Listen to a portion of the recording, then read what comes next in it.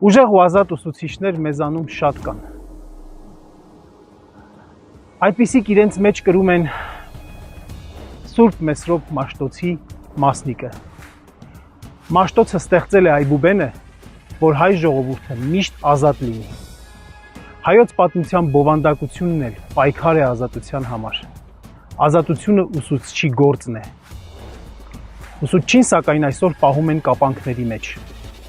Հրահանգում են նրանց վերահսկել, թույլ չտալ, որ խոսեն ազատ։ Ուսուցիչը այսօր զրկված է ազատ ստեղծագործելու հնարավորությունից, նաև քանի որ խրված է թղթաբանության մեջ։ Ատեստավորվելու եւ աշխատավարձը բարձրացնելու համար զուտ քանակական բնույթի մեծածավալ նյութ է անգիրանում։ Ատեստավորում, որը ոչ մի կերպ չի զարգացնում նրա մանկավարժական կարողությունները։ Մենք փոխելու ենք այս իրավիճակը, ու մենք շատ լավ գիտենք, թե ինչ ենք անելու։ Մենք ստեղծելու ենք կազմակերպված ու գործունակ մանկավարժական համայնք, որը օրենսդրական երաշխիքներով է պաշտպանելու